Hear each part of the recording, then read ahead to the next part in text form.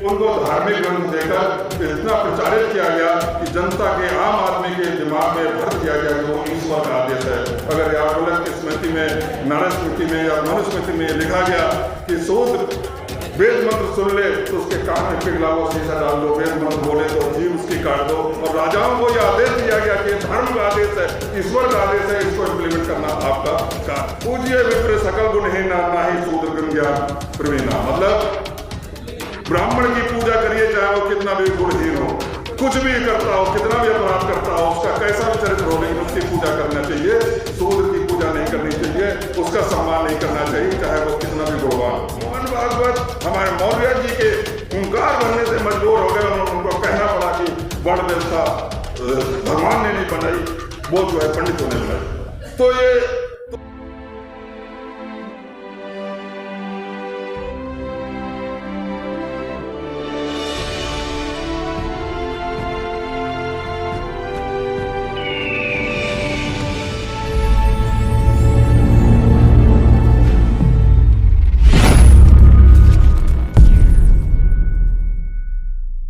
साथियों, हमारे सभी समस्याओं का मुख्य कारण, सभी दुखों का मुख्य कारण, सभी परेशानियों का मुख्य कारण जाति भेदभाव है। विश्व में ऐसा कोई भी भेदभाव नहीं जिससे जाति भेदभाव का मुकाबला किया जा सके, उससे तुलना करी जा सके। चाहे नस्ल का आधार पर भेदभाव, रंग के आधार पर भेदभाव, लिंग के आधार पर भेदभाव, संस्कृति के आधार पर भेदभाव, धर्म के आधार पर भेदभाव, सब पे दिखता है।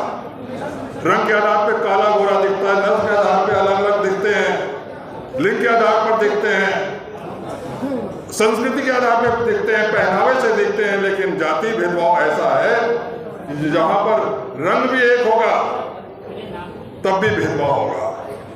कोई रंग के आधार पर बता नहीं सकता कि कौन ब्राह्मण है कौन दलित। गोरा दलित हो सकता है, काला ब्राह्मण हो सकता है। हो सकता है कभी जब आर्य यहाँ पर आए तो रंग का भेद रहा हो, लेकिन आज इतना मिक्स हो चुके कि कोई रंग के आधार पर या नस्ल के आधार पर कोई नहीं बता सकता। तो और एक और अंतर है, जितने भी भेदभाव हैं उनको कभी किसी भी धर्म ने सपोर्ट नहीं किया है।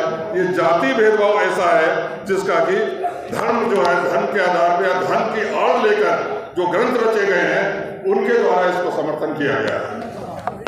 इस भेदभाव के विरुद्ध प्रारंभ से ही विरोध होता रहा, क्रांति प्रतिक्रांति होती रही। बुद्ध के समय में हुई, मध्य युग में हुई, लेकिन हमेशा हमारी क्रांति बाद में असफल हो गई।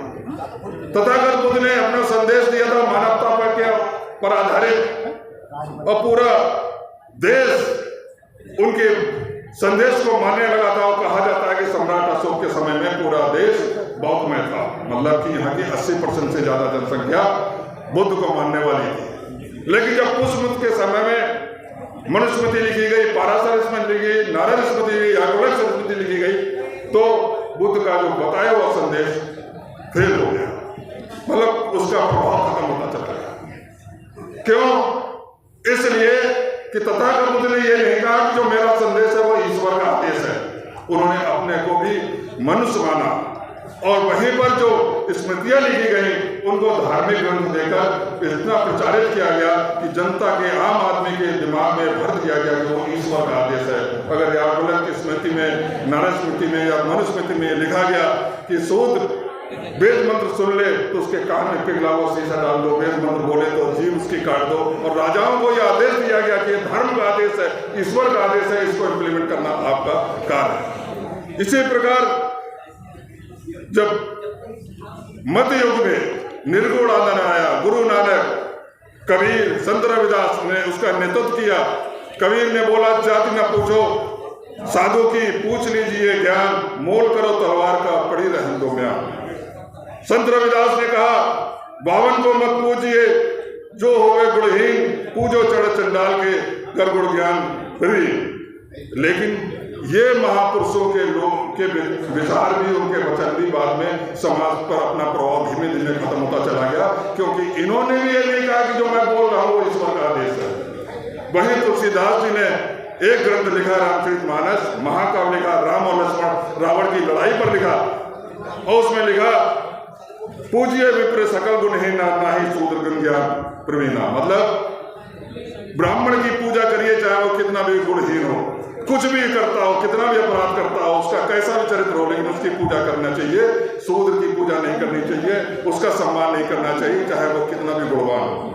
ढोल गवार शूद्र पस नारी सकल कामना के अधिकारी। ये इस तरह बहुत सारे चीजें हैं। अधम जात में दूध पियावे शिक्षा पावे, भयु अहि यथा अहि दूध पियावे। मतलब अगर शूद्र को शिक्षा दी गई तो वो उसी प्रकार से जहरीला हो जाएगा जैसे सांप को दूध पिलाने से वो और जहरीला खतरनाक हो जाता है। इस तरह की बहुत सारी बातें लिखी गई, लेकिन वो कहाँ लिखी गई? ऐसे किताब में जिसको भी धर्म ग्रंथ कह के प्रचारित किया गया और उसका विरोध करने की ताकत हमारे लोगों में नहीं हो पाई। उनके समर्थन में राजा खड़े हो गए क्योंकि वो ईश्वर का आदेश माना गया। तो साथियों, स्पष्ट है कि ये जो भेदभाव है उसका मूल कारण वो ग्रंथ हैं जिनको धार्मिक कह के, जिनके आधार पर इस भेदभाव को आज तक हजारों साल से अब तक पुष्पित पल्लवित किया जाता रहा। हम पर हमारा शोषण उसके आधार पर होता रहा। और बड़ा आश्चर्य की बात है कि पहले तो हम लोग दबे कुचले थे, शिक्षित नहीं थे, लेकिन बाबा साहब अम्बेडकर का संविधान, उनकी लड़ाई से जो हमें अधिकार मिले, हम तुम लिख पढ़ लिख कर बड़े बड़े पदों पर पहुंचे। हमारे तमाम डॉक्टर, इंजीनियर, टीचर, हर तरीके के लोग पहुंचे, लेकिन तमाम लोग लेख लिखे गए, लेकिन इसके बाद तरह कि जाति व्यवस्था का मूल जड़ जो है, जो ग्रंथों में है, उन पर कुठाराघात किया जाए, उस पर चोट पहुंचाई जाए, तभी जाति व्यवस्था खत्म हो सकती है। इस पर किसी ने काम नहीं किया। और इस व्यवस्था को, जो जाति व्यवस्था का मूल है विभिन्न ग्रंथों में, उस पर आघात पहुंचाकर एक बड़ा आंदोलन खड़ा करने का काम किया है तो हमारे माननीय स्वामी प्रसाद मौर्य ने किया है। इसलिए मैं उनका स्वागत हर बार अभिनंदन करता हूं और इसीलिए हम सब उनके साथ खड़े हैं।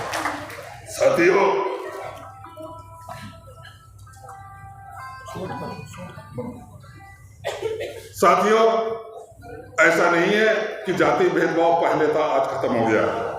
चाहे रोहित वेमुला का मामला देख लीजिए, शिक्षक संस्थानों में आज भी हमारे स्टूडेंट्स के साथ भेदभाव होता है।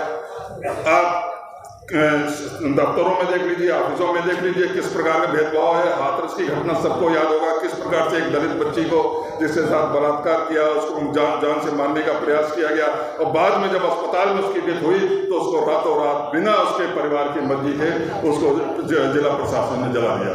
और इसी प्रकार गांव में तमाम अत्याचार होते हैं, कहीं घोड़े पे नहीं चढ़ने दिया जाता हमारे दूल्हे को। इस तरह की बातें करें तो बहुत बड़ा टाइम निकल जाएगा। कहने का मतलब ये जाति भेदभाव आज भी जिंदा है। यहाँ तक कि अभी पूर्व राष्ट्रपति रामनाथ कोविंद जब एक ब्रह्मा के मंदिर में गए तो उनको भी मंदिर प्रवेश करने से नहीं दिएगा, उस समय जब वो राष्ट्रपति थे। तो आप सोचिए कि ये जाति भेदभाव क्यों है और वो आज भी है। उसका कारण यह है कि आज भी वो धर्म ग्रंथ समाज में पूजे जाते हैं जिनमें ये चौपाइयाँ, ये भेदभाव की बातें लिखी हुई है। अभी जब रामचरितमानस पर कोई बात हुई, ये विवाद हुआ, हमारे स्वयं मुख्य अतिथि स्वामी प्रसाद मौर्य जी ने जब अपने चौपाइयों का विरोध किया तो एक टीवी पर एक धर्माचार्य का इंटरव्यू आ रहा था। इंटरव्यू क्या, वो कहीं पर प्रवचन दे रहा था, उसमें कह रहा था कि अगर हमारे धर्म ग्रंथ कहते हैं कि ब्राह्मण सर्वश्रेष्ठ है, ब्राह्मण श्रेष्ठ है, शूद्र जो है सेवा के लिए है, तो मैं कौन होता हूं उसका विरोध करने वाला? हम कौन होते हैं विरोध करने वाले? धर्म ग्रंथ तो ईश्वर का आदेश है। अब आप सोचिए, अगर धर्माचार्य इस बात को कहते हैं, वो जाति भेदभाव तो ईश्वर का आदेश बताते हैं, तो जो गांव में उनके चरणों में नतमस्तक होने वाला, रोज उनकी चरण वंदना करने वाला, ऐसा अगर गांव का सामंत बैठा होगा, दबंग बैठा होगा, तो आपके दूल्हे को घोड़ी पर क्यों चढ़ने देगा? इसलिए अगर इस जाति भेदभाव का मुकाबला करना है तो हमें उसकी मूल में जाना होगा, उनकी जड़ों में जाना होगा और उनको प्रतिबंधित करने के लिए हमें जोरदार आंदोलन चलाना होगा, जो कि हमारे माननीय स्वामी प्रसाद मौर्य ने जी कहा है, चलाया है और कहा कि इन पर प्रतिबंध लगाया जाए। वो पूरी पुस्तक की बात नहीं कर रहे, जो चौपाइयों की बात कर रहे हैं, जो जाति भेदभाव, हमारे अपमान को हमें अधम और नीच कहा जाता है, उसको समर्थित करते हैं, उसी ईश्वर का आदेश बताते हैं। साथियों, यदि इससे लड़ना है तो हमें इस आंदोलन को तेज करना होगा।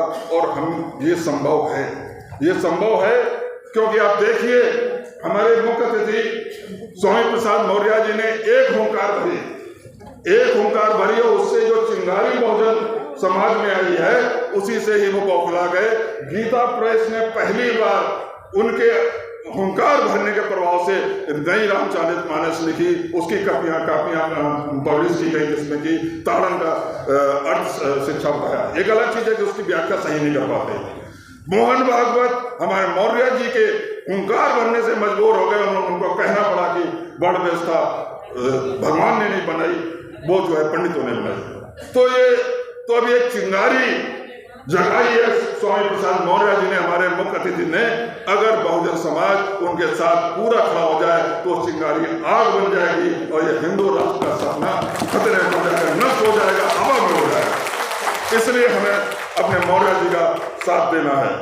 हमसे कहा जाता है कि आप दूसरे धर्म के बारे में क्यों नहीं बोलते हो, हम दूसरे धर्म के बारे में क्यों बोले। हमें नीच और धर्म किसी कुरान में नहीं बोला गया, बाइबल में नहीं बोला गया, तो जहां बोला गया हम तो उसी का विरोध करेंगे। और इसलिए इन बातों पर जो कहते हैं कि नहीं दूसरे धर्म पर बोलिए, हम उससे बिल्कुल सहमत नहीं। और इस मामले पर मैं पूरी तरीके से अपने स्वामी प्रसाद मौर्य जी के साथ हूँ। हमारी लड़ाई किसी धर्म से नहीं है, किसी देवी देवता से नहीं है।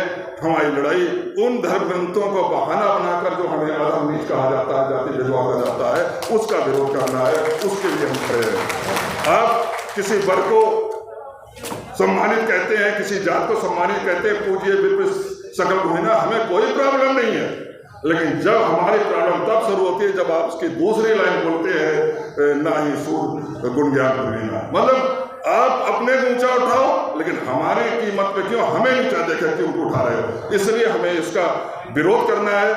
और मैं अपने पूरे इस हाल की ओर से तमाम जो विभिन्न जिलों से लोग आए हैं उनकी ओर से अपने मुख्य अतिथि स्वामी प्रसाद मौर्य जी को विश्वास दिलाता हूं कि अगर आप इसी तरह आगे बढ़ते रहिए, जाइए, पूरा बहुजन समाज आपके साथ है। मानवर काशीराम का जो आंदोलन बिखर गया था उसको पुनर्जीवित करने का टाइम आ गया है और उसका नेतृत्व एक बहुत ही सशक्त आवाज वाला, सशक्त नेतृत्व देने वाला मानवर स्वामी प्रसाद मौर्य के रूप में बैठा है। हमें उनके साथ खड़ा होना होगा। साथियों,